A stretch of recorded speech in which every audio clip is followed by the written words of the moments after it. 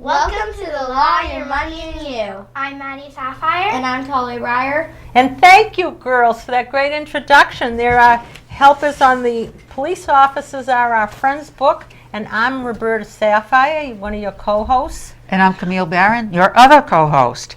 And today we have a very special guest. Speaking of Police Officers Are Our Friends. Yes, we have one of our dear friends, Officer George Demeris, and he's in the original book that started all this, the Sharon book, and he's come back again because we're about to put out a new book. And thank you for being here. And we want to know why police officers are our friends, and we're going to keep you our friends. Great. It's a pleasure to be here. Thank you for having me. me. Tell us a little bit about yourself. Thank you. Okay. My name is George Demeris, Jr. I was actually born and raised in Sharon. Shortly after graduating Sharon, I went to college up in Vermont. I went to Norwich University. After that, I joined the Army, did a couple of years with them, came home, and was lucky enough to get picked up and hired on this job. Fantastic. Right away, pretty much. You know what a lot of people don't realize is that police officers are college educated as a group, aren't they? Don't you have to keep going to? A lot of us are, yeah. There's a lot of incentive programs for police departments around the country, but especially in Massachusetts. We value our education in Massachusetts. It's not a requirement currently for the job. It is one thing that does help an officer on the job, and it also helps them do better and get promoted and work on other positions on the job, though. How long have you been on the force? About 2.5 years. Wonderful. I was out of the academy August of this year. Great. Yeah. Oh, Excellent. that's nice. So I'm still pretty new, but there's a lot to take in, it's a lot to learn, but it's definitely the best job out there, I think. Right. Well, I remember one of our fundraisers we had. They sent you and the other, what's the other fellow's name who you stood with? I forget his name, but the two of you have such nice stature together, and well, thank you. And you're nice, friendly. But anyway, we want to talk about the different things that police do. Like you warn people about scams. Sure. Like one of the latest was what, impersonating police. Yeah, we haven't really seen too much of that here in Sharon, impersonating a police officer, but one of the main times that comes up is with motor vehicle stops, especially late at night, late in the evening, early in the morning. If you ever do feel uncomfortable, say you're in a dark spot, and there have been instances across the country, not necessarily here, of people being pulled over, because you can buy police lights, you can buy something that looks like a police uniform offline or that kind of stuff. So what some people would do is they would pull somebody over, not being a police officer, get out and then either rob them or do something like that, take advantage of them in a monetary sense, something like that. So one of the ways to combat that is if you do feel like you're not safe, you're not in a safe area, generally speaking, if you do something wrong on the road and you're pulled over, you can take a few extra seconds or a few minutes to drive to an area that's more well lit. Before you pull over. So that's one of the main things that you want to do is make sure the area is well lit. You can really identify that it's a police officer. 95% of our cruisers are marked cruisers. Every once in a while there's a couple that we have just black SUVs or sedans, but they should be properly marked for the most part if they're going to be doing traffic. And if you're looking at the person, how can you tell? Would it be asking for the badge or what? That's correct. So we, some departments have traffic cars which are more subdued. They don't say police right on them. However, any police officers doing traffic as their job should be in a police uniform, much like I'm dressed myself. So they're going to have a nameplate on, they're going to have a badge, radio, look for patches. And as a citizen of the United States, it's always your right to ask for the identification of the police officer who is pulling you over and initiating a traffic stop. So sometimes people might think, well, maybe I'm offending the police officer if I ask for identification, but I don't think that would be the case. Well, hopefully he doesn't feel that way. I mean, I know I'm a public servant. I wear my name tape on my uniform. So, I'm aware that people can know what my name is. So they do have a right to ask who we are and, to ensure that we're doing the right thing. It's funny. I remember when I was a teenager and there was something that went around where somebody impersonated a police officer and just that thing. So I guess it comes back. It does. It does. And if you are caught doing it, it is a punishable offense too. Really? So it's not the right thing to do if you're decaying the public trust between the police and the citizenry. So Wow. yeah. So Yeah, we're in like 24 towns. we were going to ask, what's the difference between small-town police and bigger big cities. cities? Oh, yeah. I mean, there's plenty of differences. There's also plenty of similarities. I've never been on a large city police department. I mean, obviously, you're going to have some different types of crime. You're going to have different ways. You're going to have to deal with your community. What's great about small town communities, especially when they hire police officers that lived in there and grew up there, is those police officers generally know their communities really, really well. You know, I spent 18 years in Sharon before I left, so I'm aware of all the spots. I know who lives where. I know what type of community I'm serving. In big cities, I'm certain you've got different communities within your giant community. You look at Boston, say it's a huge city. Within that, you've got so many different communities, so many diverse communities of diverse different cultures, different people. So I can imagine that it would have to be a little difficult living in a large city or working in a large city and having to know what to say, what not to say, observing customs of your normal communities inside your big cities. You know, it's interesting. Boston, of course, is a big city, but we've had inquiries from them that they love this idea. Really? To teach, young children at a good age that police officers are our friends. You were going to say, have you noticed any difference, in the books? How do you use the books? The activity coloring books. So our books are great whenever, oftentimes on the shifts that I'll work, I'll have people come in, say they want to report some sort of identity fraud or something like that. If they're coming into our station to make a report, oftentimes, they didn't want to grab a sitter for 20 minutes or half an hour, so they brought their children in with them. And oftentimes, they may not want to discuss what the problem is, if it's maybe a marital or domestic issue or something like that they don't want their child exposed to yet. We have a secure lobby, and we have a dispatcher who's right out there as well, so they always have their eye on somebody. But while I interview the parent or the brother or sister or whatnot, or whomever is taking the child there, we can have one of these books out there for the children. We've got crayons and markers and pencils and pens, and they can go through some of the fun pages that you guys have created on these great books. So while we take care of some of the police work, the kids are occupied and they're not running around and getting into trouble or anything like that. And they're being infiltrated to believe, which it's true, that police officers are their friends, Right. and not to be afraid of them. Right. Well, exactly. They get to take a look at some of that literature, which we'll sit down with some of the kids any other day, and we'll take them through the station. We'll give them tours, that kind of stuff. But it's always great to have literature too to help them out. Well, do you know this better than anyone, that the books that we originally did for Sharon being the first community are all gone now. The demand has been so Pretty great. well, yeah. Yeah, I actually went to go look for some the other day when I had someone come in. I got one left. Yeah, I couldn't find any dispatch; they were all gone. So Look at the original. Wait till you see the second one that we're working on. We have a lot of kids, 13, 14, 15, 16-year-olds that are really working on it. We're putting together a new cover, something great. different.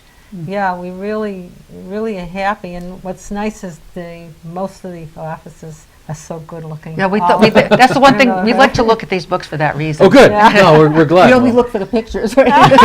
Well, the new station does have a gym. We're trying to use it, so I'm glad. Oh, that's really? good. Yeah, we got to bring the kids to get a tour. Yeah. Now here's another thing that's been going out. Do you want to bring up a subject? Or do you want us Well, to? I want to just set okay. the stage for this subject. Okay. Because one of the things, getting back to small towns versus big cities, are the threats similar? Or, in other words, are they similar, only maybe there's more of the same type of threats in a larger city than in a small? Or are they different completely in many cases? I'd say that the best answer to that is that there's a mixture. There's definitely a mixture. So, I mean, issues you might have in a big city, you're going to see some of them in a smaller volume, but in a just as devastating volume, of course, in small towns.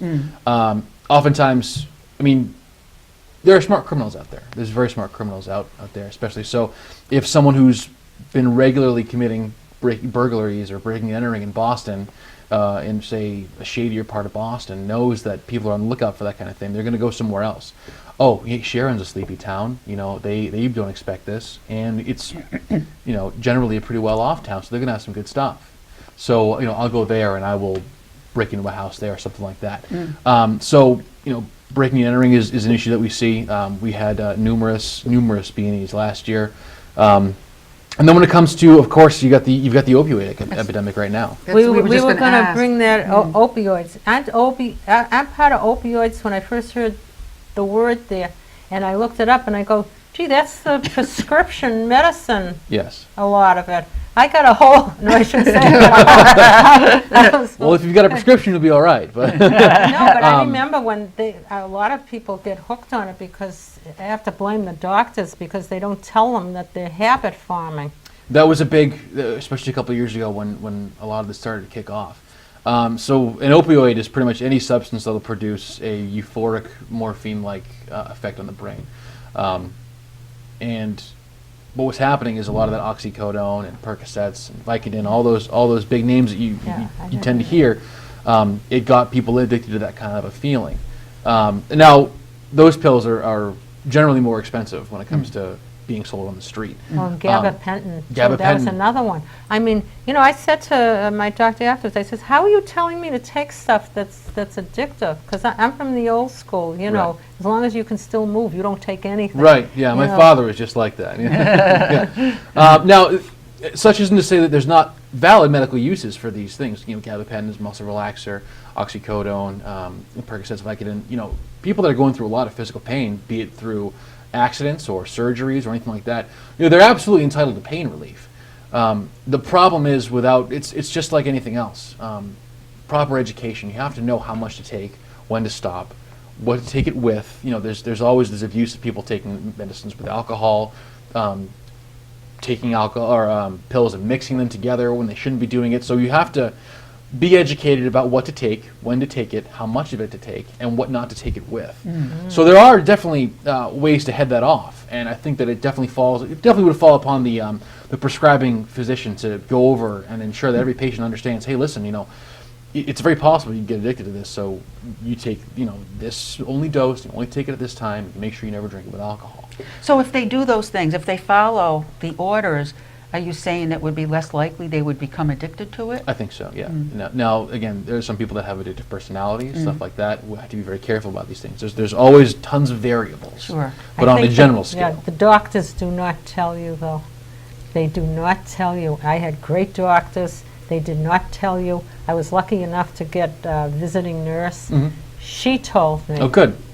She told me. Yeah, not everyone's that lucky, and that shows. And then, of course, when that runs out, some people look for another high, which is where the other big buzzword, heroin's been coming up lately, too. Oh, really? So, and that's... Well, nobody prescribes that. Nobody does, but it's a lot cheaper It's than what cheaper people do than prescribe. the Really? opioids. You can get a bag of That's that why for about If $10. they can't get the opioids, maybe the doctor won't write them another prescription. They'll go to the street and get heroin. There was something a few months ago where a girl wanted to try heroin as her last thing. She was an honest student and this and that, and she died. Oh. And they said, well, that somebody gave her it was a substitute that they gave her, that they sold her. So some of these people who think they're getting what they are, they're not. Well, that's another big thing, too. It's heroin not being a legal substance to purchase is not regulated by the government. As in, it's not, there's no standards for it. I mean, you go out and you buy meat at a supermarket, there's FDA standards that apply to it that all producers of said meat have to apply to. Heroin, it's not the same. So you have dealers taking a big amount of product and they're cutting it with smaller things. It's just like with cocaine. They'll take cocaine, the pure powder, and then they'll cut it with things like baking soda or other things that make it less potent or anything cheaper. That's where things like fentanyl and carfentanil are coming into play. Things that are cheap and also available to purchase legally, that you can cut these things with to expand a drug dealer's profit margins. But even in Sharon here, which is a quiet town, we're in like 24 different towns and cities, and we were in Boston too. But even here in a quiet town, didn't we have somebody arrested right before school got out? We did, yes. There was Am I not supposed to say that? Well, no, that's okay. No, it went on the Facebook, I mean, the so parents it's okay. should be aware, though. Absolutely. Parents should be aware. Yeah. After a rather lengthy investigation by the Sharon Police Bureau of Detectives, they were able to gather a rather large amount, pretty big seizure, about 34, 36 grams of heroin, of product off of a drug dealer that we had an investigation going into for a little while longer. So, and that bust was made in the school zone right near the high school. I'm not privy to the information of whether or not he was looking to distribute there at that time, or if it was just when they had been able to see a violation and make contact with that person before they make an arrest. He wasn't there to watch it. So that means that there's kids at the high school that use this. It's stuff. very possible. It's yeah. sad. Yeah, it Well, is. tell us about maybe a little bit more about the profile of people that we often will find surprising. If there is such a thing as a profile, but it's certainly not the traditional stereotype of a drug addict anymore. No, it can be anybody. I mean, you can look at some people, and of course, you can make a grand assumption, of course, but there's also people that you never know that it could be, especially early on in drug use too, when they don't take the physical effects a lot. You won't see track marks yet. Some people that have done it a lot, you'll see so many track marks that they have to actually their veins actually collapse, and they actually start to inject between their toes. In other places, it's very tragic.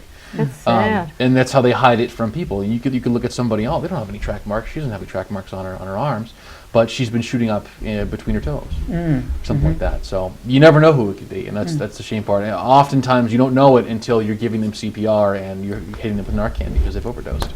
We were covering a lot. This is great. People don't realize everything that you do and where. There's another thing. Massachusetts is the forerunner against cyberbullying and bullying. Do you get called in a lot with the bullying? And I personally haven't dealt with a lot of bullying cases, not yet, but us. Police, like probably through the school resource office? Yes, that's Officer Hawking. He handles a lot of the stuff in the schools. Oftentimes, if it happens in the schools, Officer Hawking is all over it. He's been a complete blessing to the town, to the PD. I was actually in the school talking to a couple kids about military service after school, and I was speaking with some guidance counselors, and they said, back when we first started having the school resource officer, our SRO, we weren't sure if it was going to pan out or not. Officer Hawking was the perfect candidate for this. Yeah, they love him. Oh, they love him. It's great. They were worried that kids weren't going to go see him. He's got to broom him out of his office. That's how often they're in there. So he's great. He knows how to talk to them. They love opening up, talking to him, and it's not just from a legal standpoint either. It's if these kids have a problem at home that doesn't necessarily involve the law, it's another person they can go to and talk. Yes, you've got guidance counselors and you've got friends, but every once in a while you've got Officer Hawking, he's got his own office. Nobody else doesn't share it with anybody else. It's a small space for him, and kids can go in there and they can just talk about some issues that they're having, and he's just there to listen, which is great. That's what we do. We're a community service oriented profession, and that's one of the aspects of the job that I think has been a huge expansion is the school resource officer program. Having a cop in school who's there, non-threatening, to have to enforce laws if needed, but to be able to find ways that to do that in which won't get a kid's record marked up or anything like that. Oh yeah, because it's good that the parents know about that, because a lot of the parents that when they went to school, there were no school resource officers, because my kids, there were none. But that they go, I think they're all over the country. It's a whole organization of them. He actually goes to a conference every year, and they get school resource officers from all over the country that come together, and they all trade ideas. And hey, this worked for us. This didn't work for us. Our school profiles are very similar. Why don't we go over some of the things that you do, and I'll tell you things that we do, and we'll kind of do a co-op on that. And you know what I like about that? It's not. It doesn't come across as a police officer is looking to catch somebody doing something wrong. It's to help people to do the right thing. Exactly. To select the right choice. Sometimes when you're young, you may not always know what the right choice is, or there's that peer pressure too. Right, that's a big thing, and it's good to have him in there. He can kind of be a voice of experienced reason amidst a sea of kids. Yeah. Every now and then you hear somebody taking their own lives because they were bullied or cyberbullied, and I bet you the school resource officer helps avoid a lot of that we don't even know. I would definitely think that there should be some sort of correlation with that. Yeah, absolutely. Because like I said, it's someone that kids nowadays with cell phones all the time. They can look up between periods and between classes, and they can see something. They're getting bullied, and they can just go right to Officer Hawking and say, "I got this problem. Can you help me out?" Or "I just want to vent," and they can vent right then and there. So how about how many motorcycle police do you have? we have Officers? three current qualified motorcycle Really, officers. three? Correct. How many motorcycles do you have, though? We Do you have three of them? Usually, I think we have three. Yeah. Really? Yeah. We'll put one on the road usually at a time. And you don't have any helicopters in Sharon? No, we don't. No, But no. how about a boat? Do you have a boat? We used to have a boat. Yeah, I remember. We used to have a boat, and I'm not sure, it was gone before I got on the department, so I'm not sure. There hasn't been really a huge push to have a boat. The fire department has a boat too. Oh, the fire department? Yeah, has so a boat? oftentimes, if it requires police presence, we'll put a police officer on How the about boat with fire. bicycles? We got a couple of those. I'm actually on the bike team. Oh, you are? Yes, it's which is it's a great summertime gig. Is I love Kevin it. Bishop on the bike too? I believe he still is qualified for the bike. Yeah, yeah. He made sergeant, so he's busy with all the Oh, yeah, stuff. yeah. Oh, yeah, Nice. yeah. But the bike's a great program, especially in the summertime. We have all those Beach Street concerts, and we've got the concerts Yeah. by the lake. You know, it's really nice to, if you want to pick up a couple hours of overtime or something like that, and hop on the bike, ride around the lake. Hey, you're getting great Isn't it exercise. great? But Yeah. you're also, you're not in a cruiser, you're not secluded in a No. cruiser with closed windows. You're on a bike, you can hop off at any time, talk to people. I made great friends with Felix, the guy who runs the food stand down there in the summertime.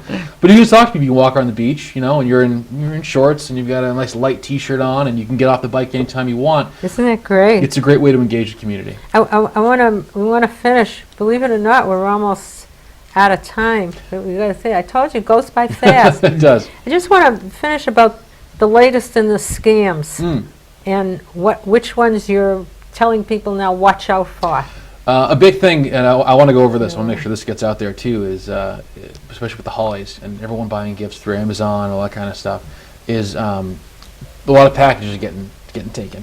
And if you can be home when they get delivered, of course we've all got tracking, that's the best, absolutely, always. But oftentimes we can't, we'll wait till we have to get home from work to pick them up off our stoop.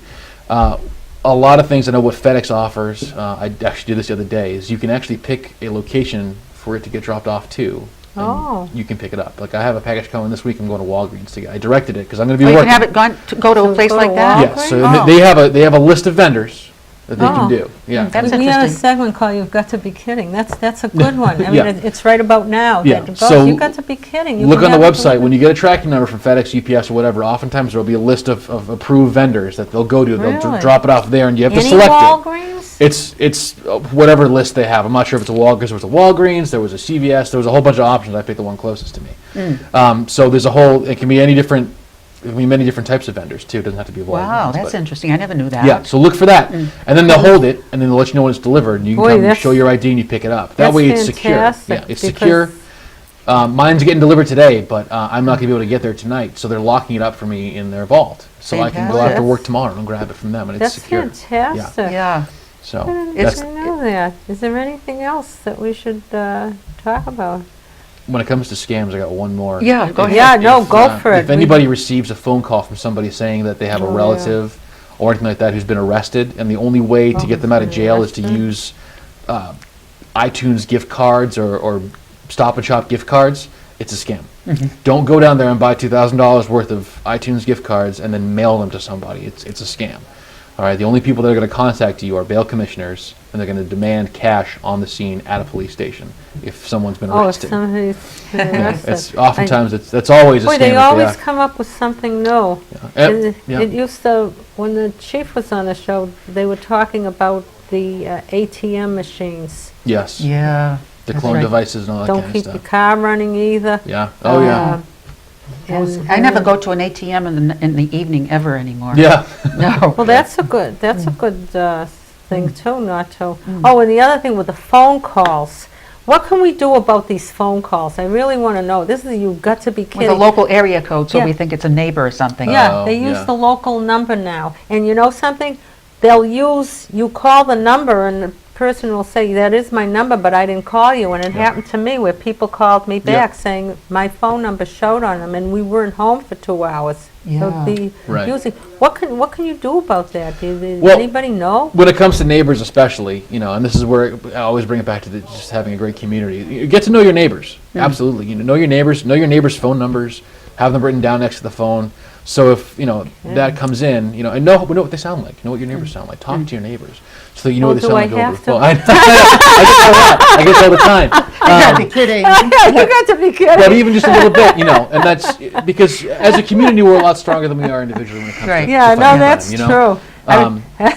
So I always do that, but always say, you know what, okay, fine. And if you're skeptical and they say, hey, I need this, I need money, whatever, say, okay, let me call you back. Hang up the phone and call them yeah. back, and then it's going to go to your actual neighbor. Yeah. Oh, And you yeah. can say, hey, did you just call me asking for $500 because I just got this Yeah. message? Uh-huh. And they'll say no, then you're Some good. of them, oh, you know what the latest one, and they don't stop either, is the IRS scam. Oh, yeah. We're Oh, from yeah, the IRS, yeah. and probably a zillion people owe the can't believe they're IRS. still Oh, doing it. absolutely. Yeah, and they're still doing it. The IRS will never contact you via telephone. Yeah, It will tell always them. be, the actual IRS will only contact you via paper mail when they have anything to demand from you, taxes or saying you're overdue or anything like that. That's only going to be done through the mail.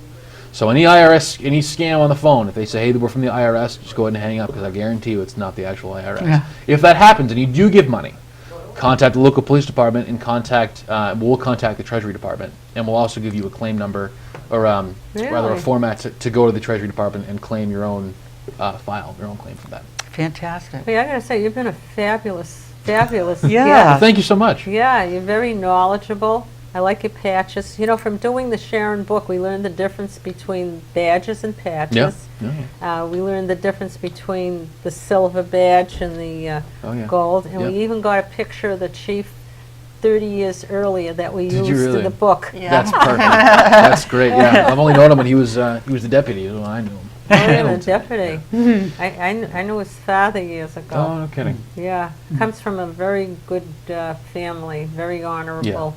Very honorable and he's Yeah, well good. respected. You've got a great group of guys. He's got a there lot going anyway. on. The chief's got a Yeah. lot going on, and he's hopefully going to be unveiling some stuff coming up in the future. But we've got a great staff. We've got a great program Yeah.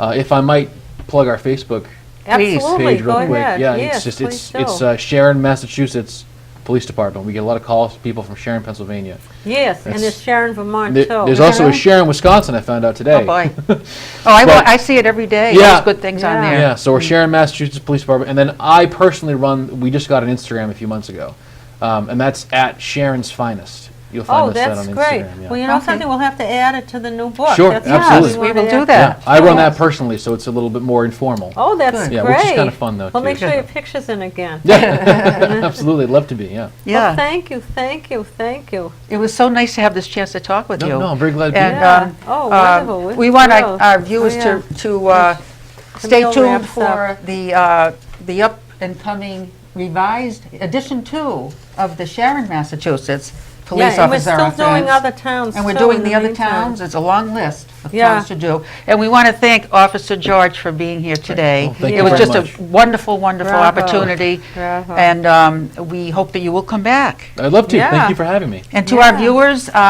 we hope that you enjoyed this. We would love to hear from you if you want to know more about what the police officers do and how they're our friends. That's a new You've Got to Be And, Kidding bag. Yeah. I mean, it's just a new one. That's right, it is a new one. And to our viewers, again, we love to hear from you. So please let us know if you have any feedback or questions or any ideas about future shows.